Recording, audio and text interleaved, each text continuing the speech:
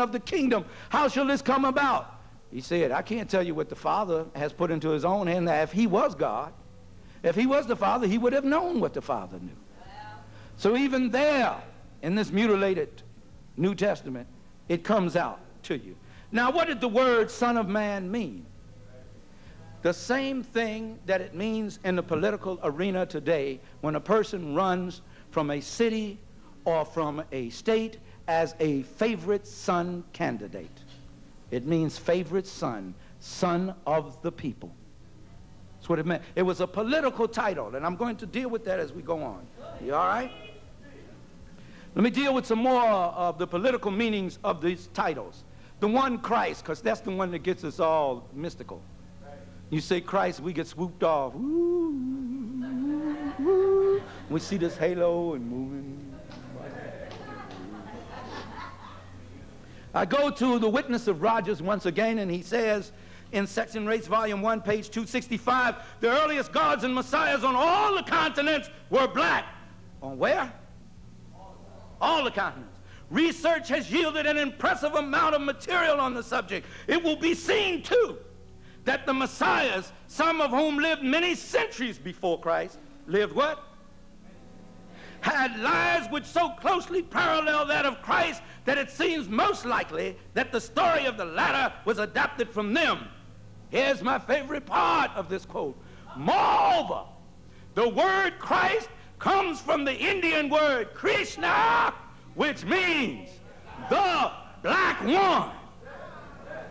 You can't get around that. That was going on even before there was an Israel that could produce a Jesus. The word Messiah is used in the Hebrew. Mashiach means anointed one, nothing else. Anointed to be the king or the head over the nation. Now let's deal with the word Son of God. What that means, what Peter meant when he said, thou art the Christ. He meant he's Messiah. You're the real king. You're the anointed one. You're anointed for this task. And then he comes up with the Son of the living God. What does that mean? See there, it don't just mean king, it means he was Son of God. I'm going to the Old Testament now, which Jesus read. He ain't reading no New Testament. There wasn't any New Testament in his day. He didn't know nothing about it. If you come pushing, if he came in here today and you push the New Testament in his face, he wouldn't know what you would do. What is this?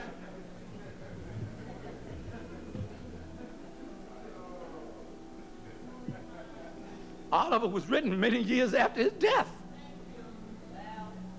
Hosea, the 11th chapter, in the first verse, Prophet Hosea says, when Israel was a child, then I loved him and called my son out of Egypt.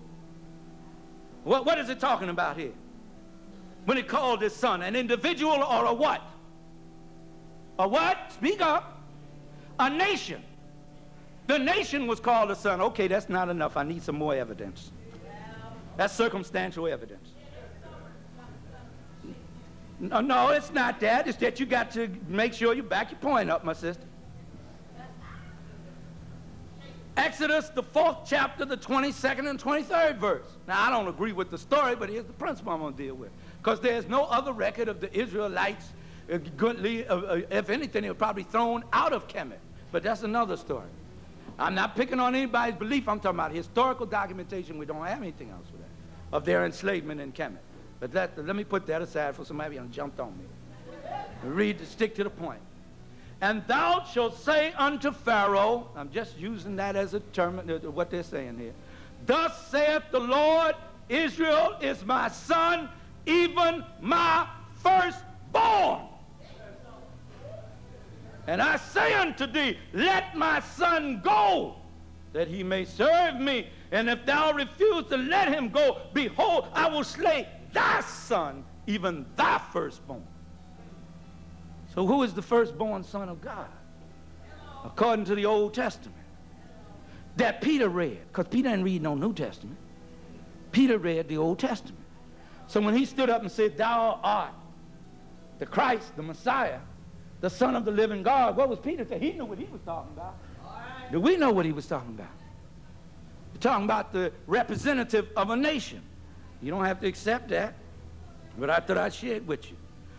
I'm going to go to Dr. Williams, my limo, Dr. Chancellor Williams.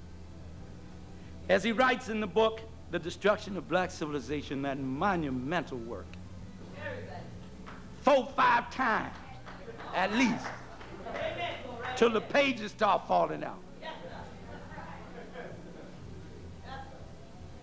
And this is what he says, which gives us some insight on the ancient African concept of the Son of God, to put this in its proper context. The extent to which the political structure was based upon the Nam made Mazi society somewhat unique among African states. Since the Nabas of the 5 core states, these words will fall into place in a minute, claimed equality and were all fiercely independent in both spirit and action, the early contests were over what state should become the leader of them all and provide the Mago Naba, which was the King of Kings. Which was the what? King of Kings. And where is he talking about now? And what part of Africa? Where the Mazi live? West Africa. West Africa, not the Maasai, but the Mazi. M-O-S-S-I, those fierce warriors, which were among the last to go down. So much so the European called them the warlike Maasai. Love them, appreciate them. Needed more. Mago Naba, King of Kings. Ouagadougou finally won, although it was not senior in the Nam line of descent. It won because it became the center of economic activity and therefore national prosperity. And because the Ouagadougou people outdid themselves in screaming praise and praise songs for their Naba, who was the ruler of the whole world, his dominions were boundless. He was God's son, and therefore sacred. So that's where the concept of Son of God comes from. That one who ruled over the nation by consent of the council of the people from the African constitutional system was therefore anointed and ordained of God and represented his nation before God. That's why he was called the Son of God. Do you see the mystery? It's not a mystery anymore when you hook it up. You still with me? Y'all so quiet off.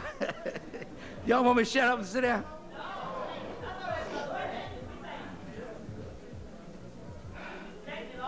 Number 5, Jesus was not a Christian. Oh, Lord, help me. I better start ducking. Jesus worshiped and believed in the concept of a black God. How do you know that, Shaka?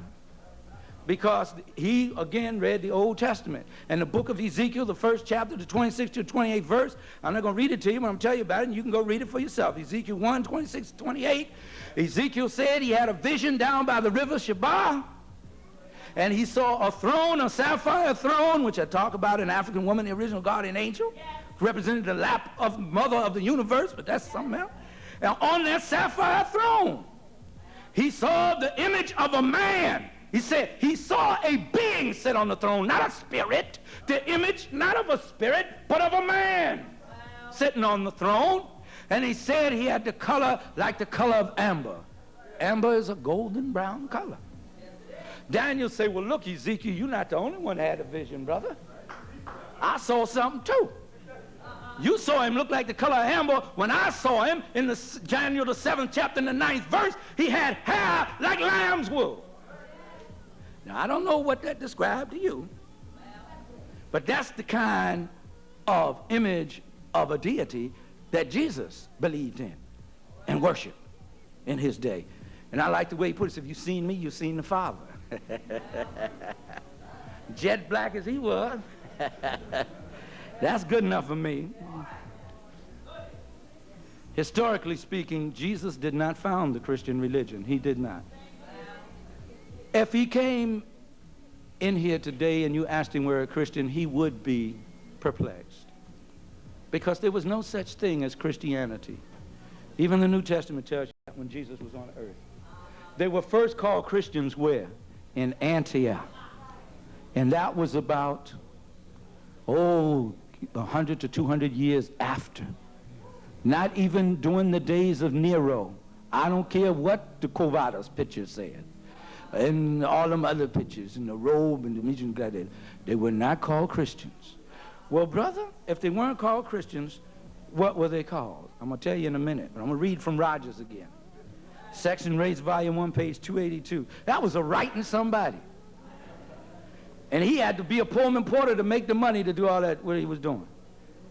What is now called the Christian religion, listen to this very carefully, has existed among the ancients, has done what?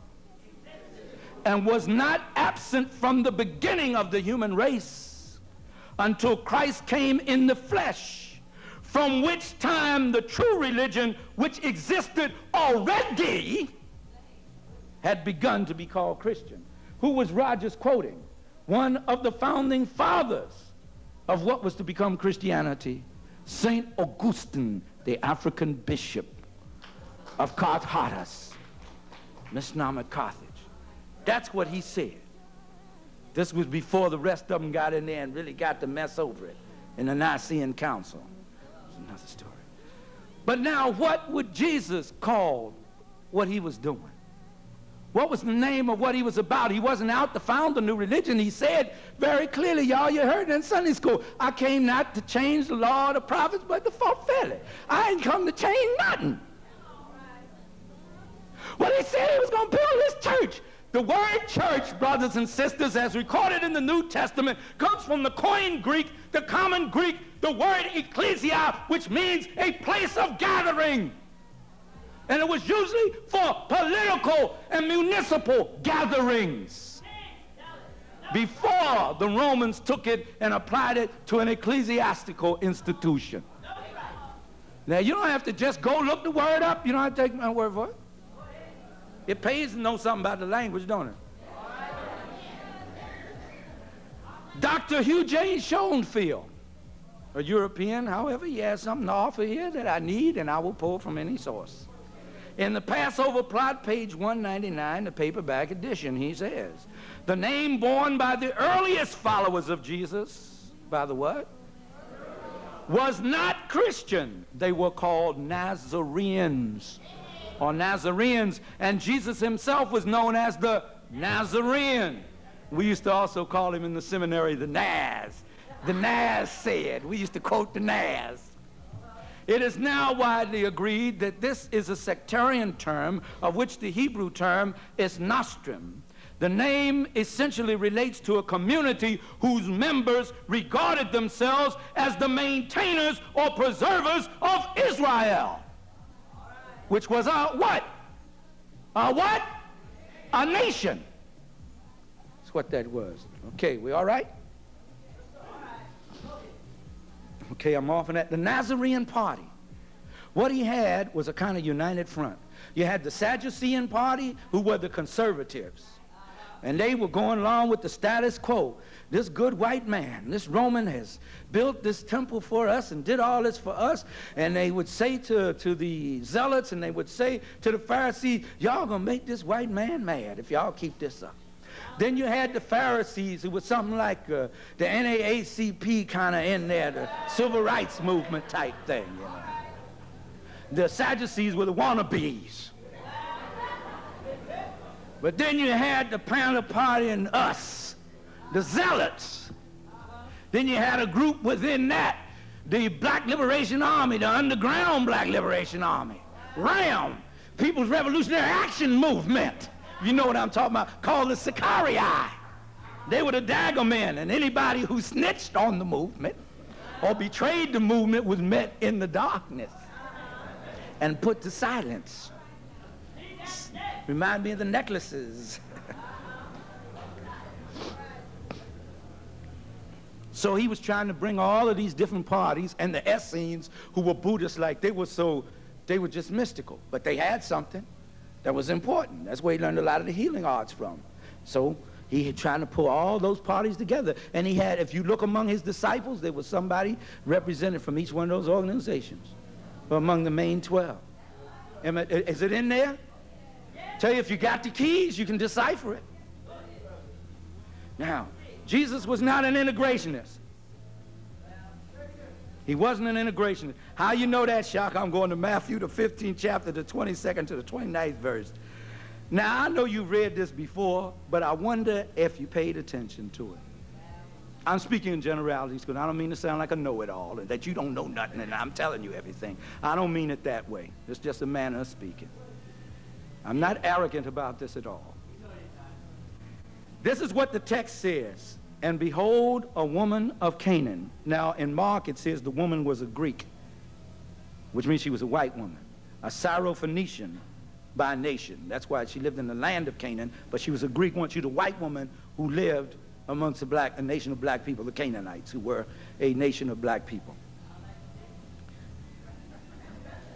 And behold, a woman of Canaan, or we should say a Greek, as Mark says, came out of the same coast and cried unto him, saying, have mercy on me, O Lord, thou son of David.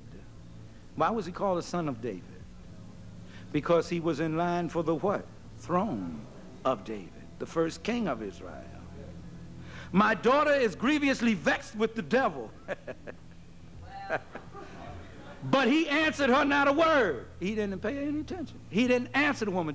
You get the scenario here? And his disciples came and besought him, saying, send her away, for she crieth after us. Why did they want him to send her? First of all, he had snuck in the city, if you read the earliest part of the text. He had snuck in the city, and he had told his disciples, don't tell anybody I'm the Messiah. Because if I proclaim this ahead of time, they're going to cut me off before I can get organized. So don't you tell anybody about this, right? So he's sneaking into the city with his cadre, and they're going to lay down some plans for some revolutionary action, and here this white woman, Jesus, help me, help me. Jesus trying to slide, you know, come on, brothers. She's still hot. Disciples say, hey, Lord, you better do something about this. She's going to get us all busted. But them Roman soldiers over there starting to look at us and everything, man. Police going to bust us. But he answered and said, I am not sent. Listen to this. He answered, Ishakamusa ain't say this. Doc Ben ain't say this. Jack Felder ain't say this. Reverend Kennedy ain't say this. He said this, according to the New Testament. He answered and said, I am not sent but unto the lost sheep of the house of Israel. That's what the text said. I ain't got nothing for you. I didn't come here for you. But no, it's not through yet. Read on. Then she came and worshiped him, saying, Lord, help me. But he answered and said, it is not meet to take the children's bread and cast it to dogs. Let me read it again. He, Jesus, said, it is not meet to take the children's bread and cast it to dogs. And she said, truth, Lord, I am a dog. That's what she said, truth. Was she insulted? Did she say, why you call me a dog? No, I am. Truth. Yet the dogs eat of the crumbs that fall from their master's table. So to dress it up now, the apologist, Christian apologist who wrote this 70 years after Jesus was dead, said, O woman, great is thy faith, be it unto thee even as thou wilt. And her daughter was made whole from that very hour.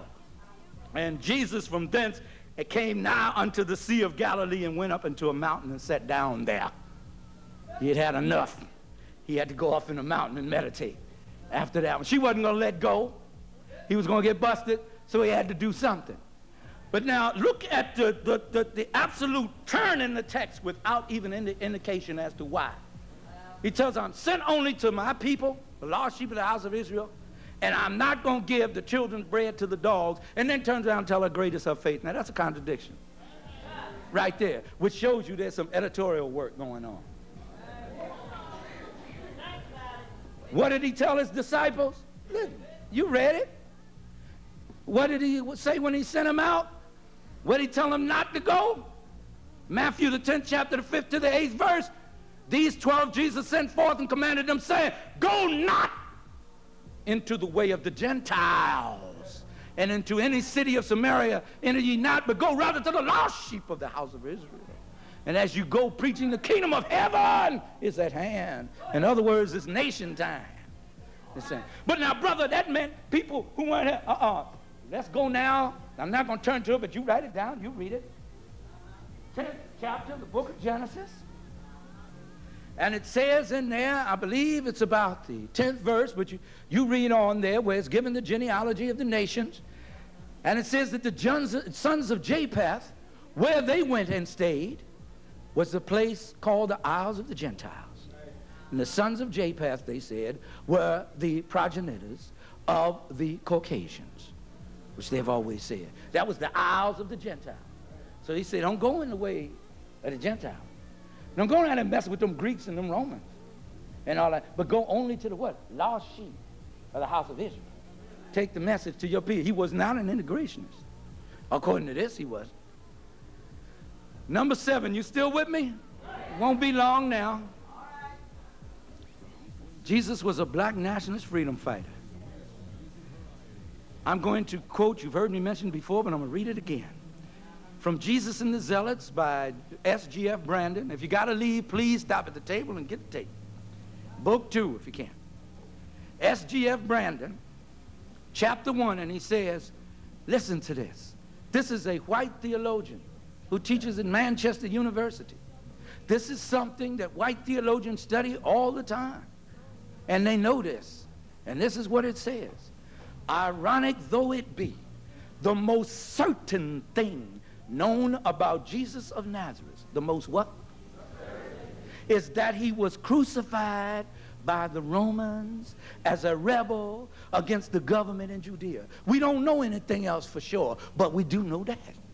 He said. Say why? The fact is recorded in the 4 Christian Gospels, and the execution on the order of Pontius Pilate is mentioned by the Roman historian Tacitus, writing early in the 2nd century. Because you can't just go with the Bible to prove the Bible now. You got to have some other documents of the time. And he said Tacitus and Suetonius and others wrote about him being crucified as a rebel against the government.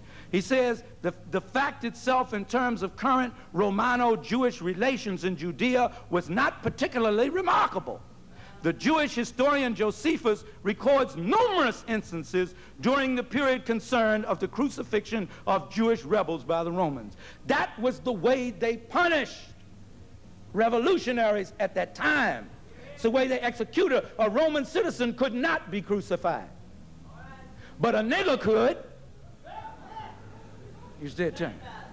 And so Brother Malcolm said, how foolish we must seem to our ancestors to be walking around, I'm not picking with you, but I want you to think about that, with crosses hanging from our necks, a symbol of assassination and execution. That's like hanging an electric chair around your neck in Canada.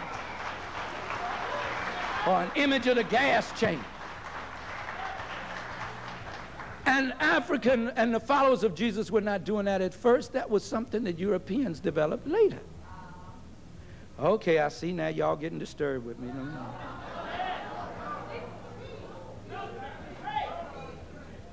That was a revolutionary teaching, behold, the kingdom of heaven is at hand. I mean, that was challenging the government of Rome. And Rome didn't give him the permission to do that. Here's some of the things that he taught. Just going with the New Testament. In Luke, the 22nd chapter, and the 36th verse, he said, now is the time to sell your garment and buy a sword. Does it sound like a nonviolent man to you? In Matthew 10:34, he said he came not to bring peace, but fire and a sword. In Matthew 21:12-14, he violently drove the money changers out of the temple. Now, ain't no way in the world you're going to go on Wall Street and drive the money changers out there unless you got an army with you. There's no way you're going to be able to do that. So I want you to think about that. I'm coming down to an end. I say you're getting restless. Point 8. The marital life of Jesus and his son Barabbas. Have a tape with that name too that I'll bring up for you next time. Now, what makes me think that Jesus was married? First of all, I don't know why they had to say he wasn't. It doesn't make any sense. Unless you got a problem with the course of nature.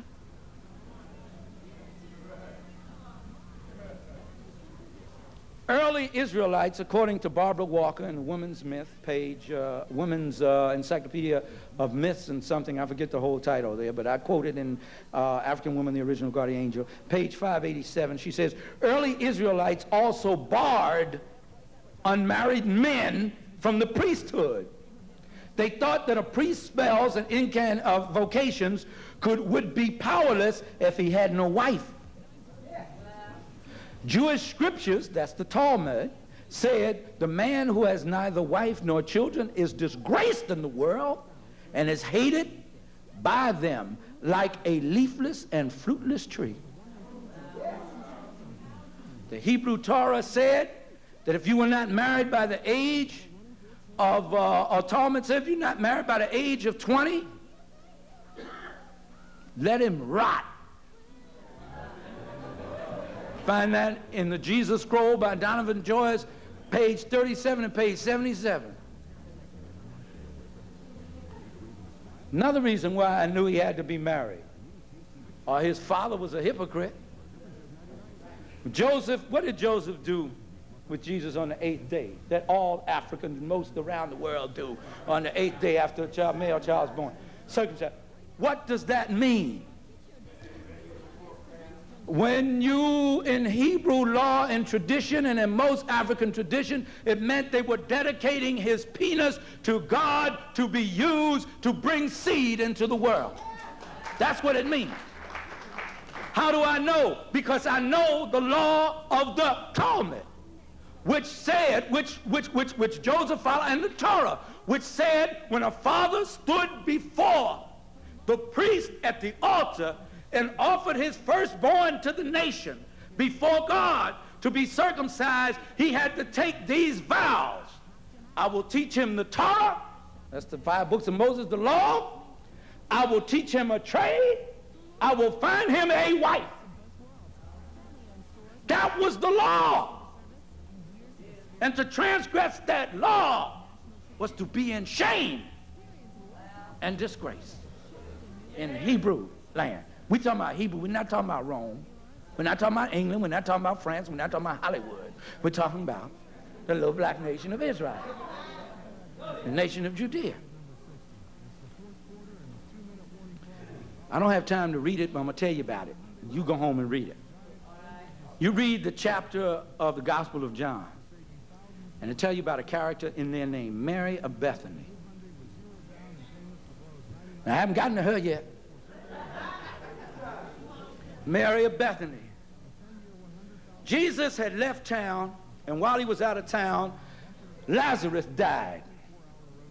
When he came back to town, listen now, the first person to run out and meet him and express her grief was Martha, the sister of Lazarus and the sister of Mary.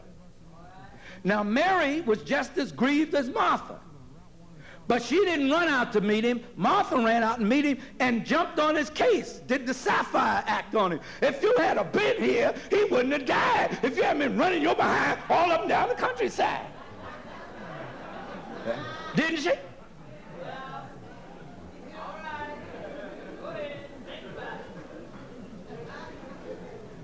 The text says, the scripture says, Jesus says something in Martha's ear. Martha goes to the house and tells Mary secretly, is that what it said? The master desires to see you. Forthwith, Mary jumps up, alights, and runs from the house and goes to meet Jesus. Now, if you don't know Hebrew and tradition and law, you won't know what that means. In Hebrew tradition, a woman could not leave her house to greet her husband. I'm not in agreement with you. I'm just telling you what it was. Could not leave the house to meet her husband until he had beckoned her, once he had come in from a journey. That was the Hebrew law and tradition. Later, we see her sitting at his feet, and Martha complains. I'm doing all the work around here, and she's sitting at your feet. And they come on back with some, well, she's partaking of a bread that she was partaking of a bread that Martha knew not of. How you do when your man been gone a long time? Y'all can act so sweet then, too. Then when you get mad with us, you're ready for us to go. That's beautiful, though. The black male-female relationship, when it's up or when it's down, still good. Beautiful. I don't know about y'all, but I can't live without her, and I'm not afraid to admit it. I don't want to. If there's anything better, I don't want nobody.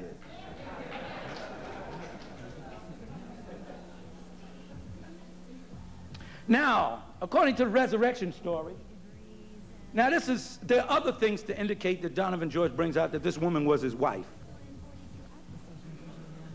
But it seemed like he had more than one wife. And he had a thing for women named Mary. Well, it was look, women developed the system. Don't blame it on the men. It was developed by women. We'll discuss that another time. And when it's done right, it ain't no problem. But I ain't gonna get into that, so back off me, sister. Back off me. I get stronger, man. I don't work right unless that system is working for me. I don't function well unless it's working. Got to have those different pools of energy to draw from. You kill one woman trying to draw all that energy out of her.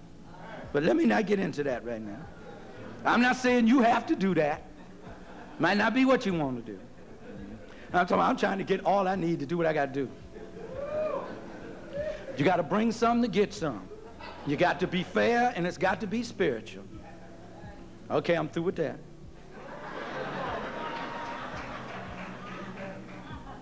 And my wife is in agreement. We don't have no struggle over there. I got one of the true queens of Africa. True queen.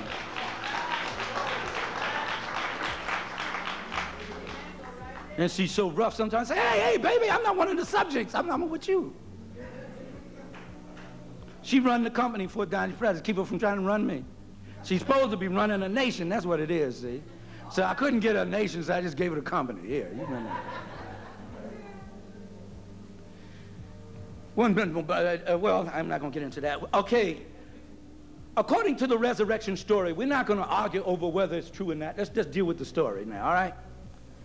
Who was the first person to see Jesus when he came up out of the tomb? Who? The first person to see him. And when she saw him, what was the first thing she did? You remember? She tried to embrace him. And then they came up with this thing, touch me not, I've not yet ascended into heaven, and all that kind of stuff. Because as a Hugh J. Schoenfeld told, there was a plan at work, and then he didn't want her to blow the plan, but we can't go into that now. Obviously, the woman was accustomed to being what? Affectionate to the man. In fact, when Jesus was assassinated, the one who went off the most was Mary Magdalene. She went completely insane, they say. Hung around the tomb. Because you see, Jerusalem Slim was a bad brother. And even though Mary Magdalene was supposed to have been experienced, she ain't never had nothing like him. Best she ever had. And I ain't gonna never be able to get no loving like this no more. They done took my Jesus. And I can't get no more loving from this tall, fine brother. She was singing them songs like Lady Day.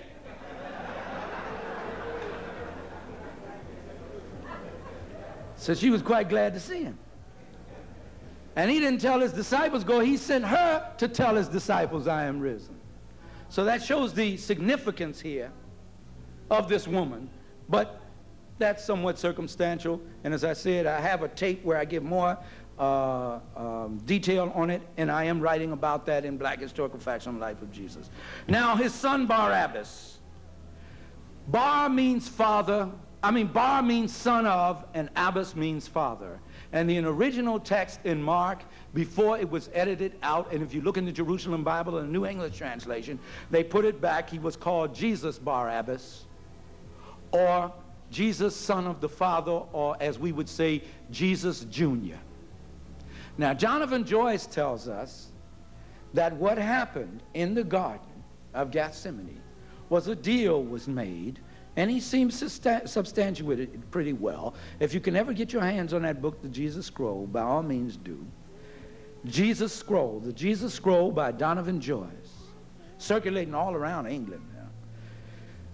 he says that there was a deal made with Jesus once he was captured. See, when he came into Jerusalem, on his way to the temple that day, what did the people do?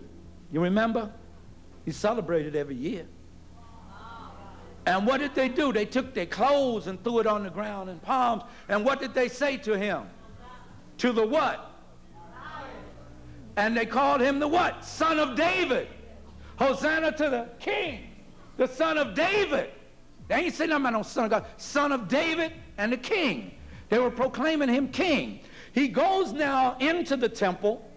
He's getting ready to take his stand, because you got to take this temple from the Negro preachers in order to have the control of the people to work with you. The masses are with him, but they don't have a place of operation, and they have to make a political move.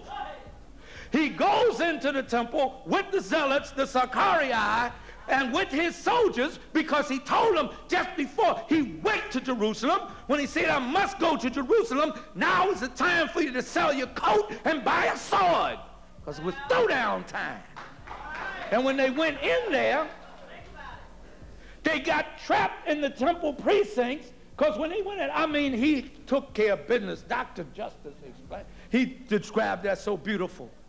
He said, here they are switching up the money and exchanging and cheating the people, telling them they got to buy the dove and the cow and the chicken and the stuff to worship God, and charging them all exorbitant prices. Jesus walks in the midst of this, lifts up the table, and these weren't no little old Formica tables. These were big cedars of Lebanon. Threw that over, and Dr. Justice said, when that robe fell back, and the sun bounced off that big black muscle, and his nose spread, and his jaws got tight, and his eyes got all red and teary, and his voice got to trembling, and said, they broke camp.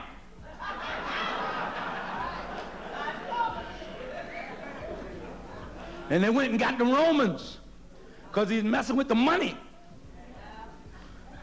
And the Roman soldier, same cycle. And the Roman soldiers got him trapped, and they caught his son Barabbas and several others. See, what they called a thief on the cross was not a thief. It was a revolutionary, because in the other text in the book of Mark, it says they were insurrectionists. And what do they call folks today who rebel against white supremacy around the world? Terrorists. You rebel against the white man, you're a terrorist, you're a thief, you're a criminal. How dare you rise up and want your freedom? You rebel against me, I'm God. How are you going to rebel against me? So he had to make an exchange for his son, Donovan Joyce says, and that's worthy of further investigation. However, he was not arrested for founding a new religion. He was not arrested for teaching about God. What were the charges brought against him? He stirreth up the people, which means inciting to riot. But Jesus stood before them. He was a man to the end. Like Nat Turner, when they asked him what he wanted to say, what he had to say was his last words, he said, I've done no wrong. I did what Jefferson and Washington and all them did for their freedom. I did for my freedom and my people. When they asked Cherokee Bill, when they were going to hang him, say, you got any last word? He said, I came here to die, not to make a speech. That's a bad brother. He would go through some towns and the mayor would declare law, don't mess with him. Don't speak to him unless he speak to you, because this nigga would shoot up the whole town.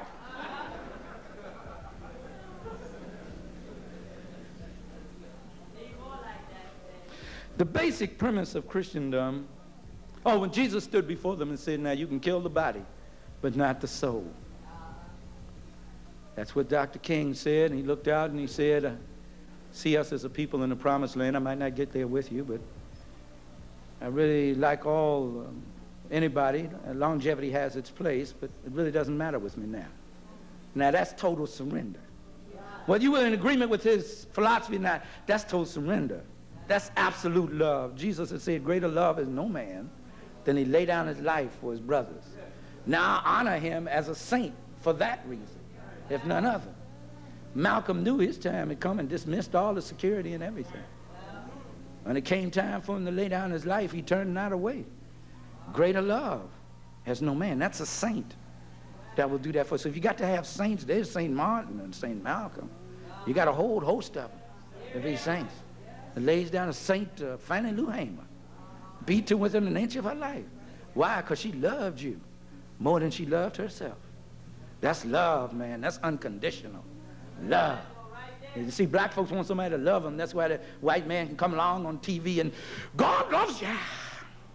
Jesus loves you. The Holy Spirit loves you. Send me that money. And you send it to him.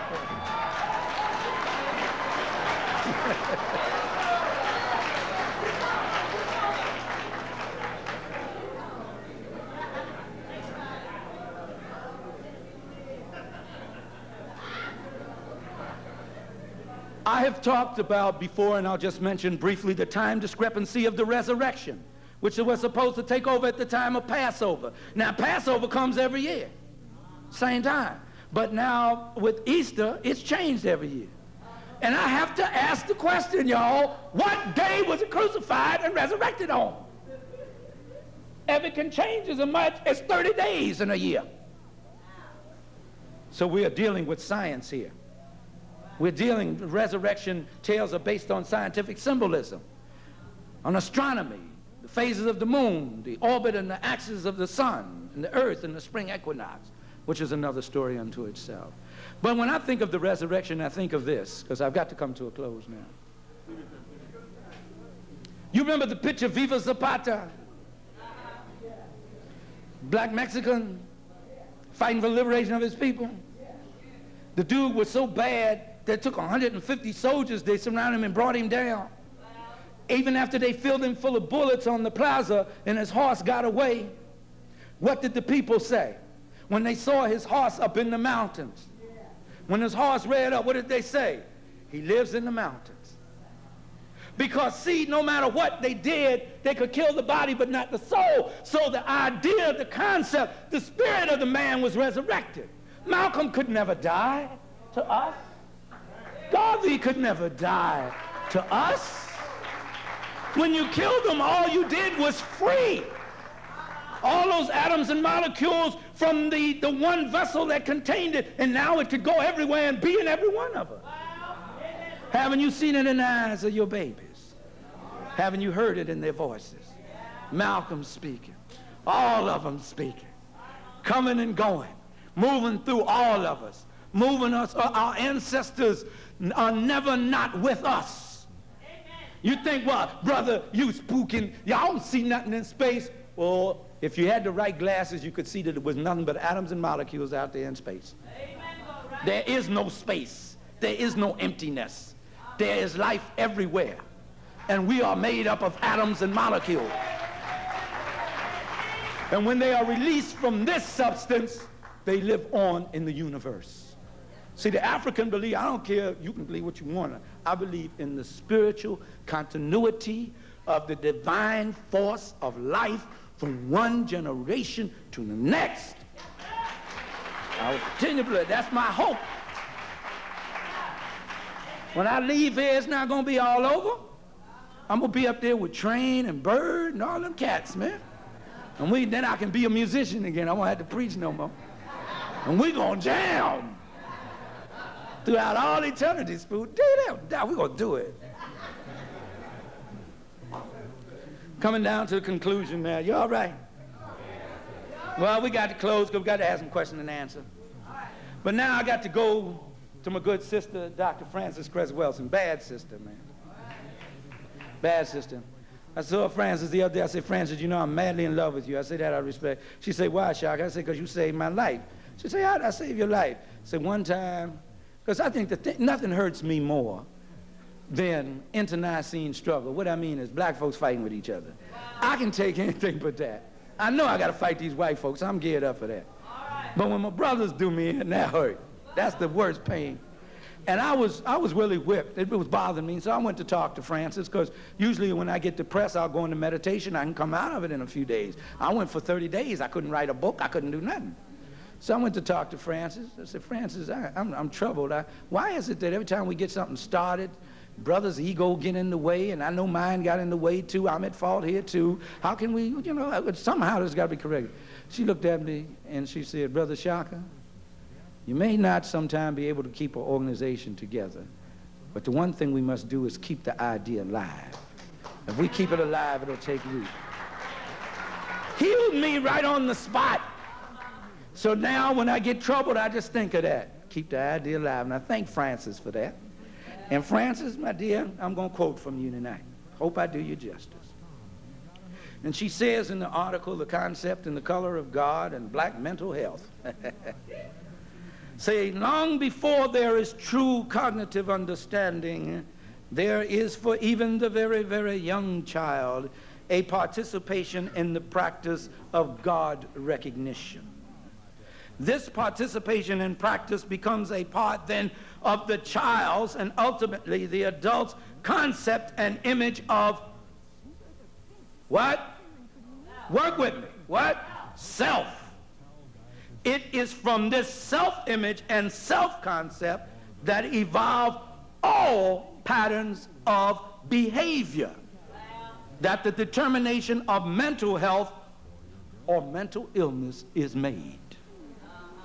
This reflects self and group respect and respect for harmony in the universe. You ask what's wrong with these young people out here now? Killing each other with no respect for their elders and one another. The self-concept is not intact. And at the heart and center of self-concept is one understanding of their true historical reality.